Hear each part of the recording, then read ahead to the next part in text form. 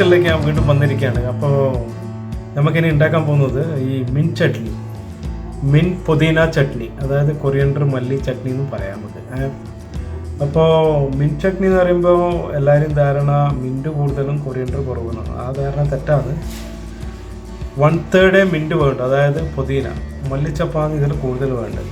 അതിനുവേണ്ടി നമുക്ക് ഈ പെട്ടെന്ന് തന്നെ ഈ സാധനം എല്ലാം ഒന്ന് മിക്സിയിലിട്ടിട്ട് പെട്ടെന്ന് പരിപാടി വയ്ക്കാം. നിങ്ങൾ കൂടുതൽ സമയം ഇവിടെ ഇത് കാണാൻ വേണ്ടി നിർത്തുന്നില്ല. പുതിന അങ്ങിട്ടു മിക്സീൻ്റെ ജാറിൽ. നമുക്ക് തണ്ട് വേണ്ട, തണ്ട് കയ്പ്പ് തരുന്ന സാധനമാണ്. പിന്നെ ഈ മിൻറ്റ് 1/3 മിൻറ്റ് കേട്ടോ. എന്ത് പുതിന എടുത്താലും അതിൻ്റെ 1/3 മിൻറ്റ് ഇട്ടു. പിന്നെ അതിലോട്ട് വെല്ലം, ഈ വെല്ലമല്ല പഞ്ചസാര. കാരണം ഇതെടുന്ന് പറഞ്ഞു കഴിഞ്ഞാൽ മിൻറ്റ് കുറച്ച് കൂടുതൽ അങ്ങോട്ടും ഇങ്ങോട്ടും ആകുമ്പോൾ കുത്തെടുക്കും. അപ്പോൾ അത് ബാലൻസ് ചെയ്യാനും ആ ഒരു കുത്തിപ്പ് മാറാൻ വേണ്ടിയാണ് ഈ വെല്ലം ഇടുന്നത്. പിന്നെ ബ്ലാക്ക് പെപ്പർ, പിന്നെ ഉള്ളി, ചെറിയ സ്പൂൺ ഉള്ളി, പിന്നെ ഇഞ്ചി, ചാറ്റ് മസാല,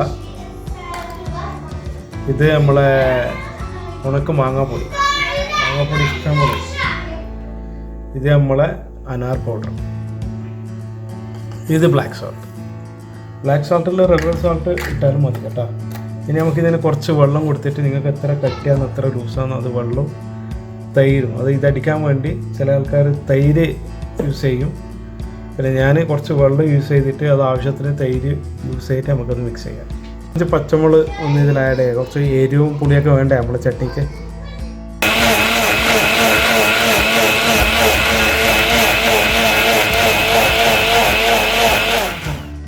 അപ്പോൾ ഞങ്ങളെ മിൻ ചട്നി റെഡി ആയിട്ടുണ്ട്. അപ്പോൾ ഇത് നമുക്കിതിലേക്ക് ബോളിലോട്ട് വയ്ക്കാം. നല്ല എരിവും പുളിയും സവറും എല്ലാം, തന്തൂരി ചിക്കൻ പക്കോട എല്ലാം. ആവശ്യമുള്ളവർക്ക് യോഗട്ട് മിക്സ് ചെയ്തിട്ട് അത് കഴിക്കാവുന്നതാണ്.